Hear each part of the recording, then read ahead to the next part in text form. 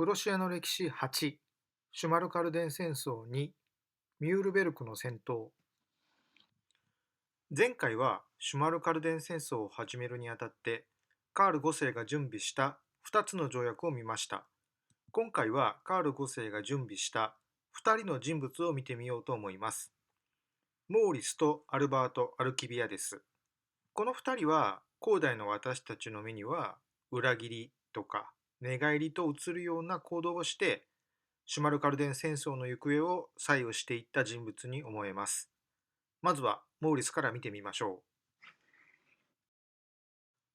う。モーリスはフレデリック・ザ・ワイズと同じウェッティン家の人間でした。フレデリック・ザ・ワイズがザクセン選定公を引き継いだアーネスト分家であったのに対して、モーリスはザクセン選定公を引き継がなかったウェッティン家、アルバート分家の人間でした。父の改宗と同時に、おそらくは父親の意向だったと思われます。彼も1536年、ルター派へと改宗しました。ただこの人のおじさん、父の兄だったジョージ・ザ・ビアデット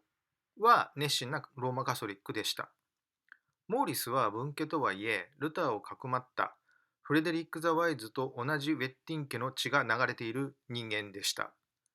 家系のみで判断するなら、この人はルター派プロテスタント、シュマルカルデン同盟サイドで鉄頭鉄尾戦うはずの人だったように思えます。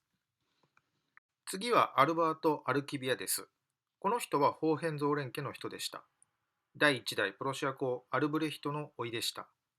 アルブレヒトの父親は17人もの子宝に恵まれたようです。主だった人を挙げてみます。まず息子1のカシミール。このカシミールの息子がアルバート・アルキビアデスでした。次が息子さん、ジョージ・ザ・パイアス。この方はプロテスタント6王の一人でした。次が息子4、第1代プロシア公アルベルト。これまで見てきた通り、この方はルター派の代表的な人物でした。アルバート・アルキビアデスは5歳の時に父親を亡くしました。彼を後見し、養育したのは、叔父のジョージ・ザ・パイアスでした。生みの親はカシミール、カソリック。育ての親はジョージ・ザ・パイアス、ルター派プロテスタント。生みの親と育ての親、宗教は違っていても、同じホーヘンゾーレン家、そしてアルバート・アルキビアデス自身にもホーヘンゾーレン家の血が流れていました。家系のみで判断するなら、この人もルター派プロテスタント、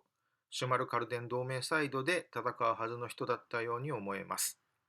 ただ、同世代人ともいえる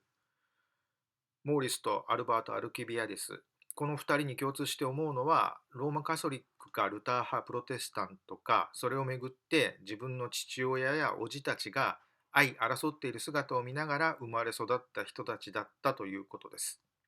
兄弟同士の争い、その狭間に生まれ育つ子供たち、それがどういうことだったのか、シュマルカルデン戦争の行方が教えてくれているように思えます。シュマルカルデン戦争の行方を追ってみましょう。1546年2月にルターが亡くなり、7月、シュマルカルデン戦争が始まりました。この戦争の勝敗を決定づけたのはミュールベルクの戦闘でした。ミュールベルクの戦闘において、モーリスはカール5世軍としてシュマルカルデン同盟と戦いました。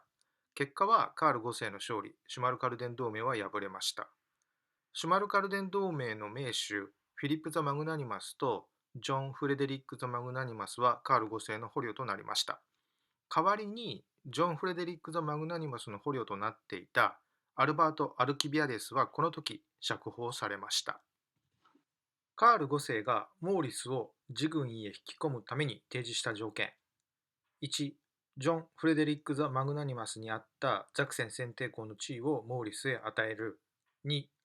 シュマルカルデン同盟の盟主、フィリップ・ザ・マグナニマスの保釈と除名だったようです。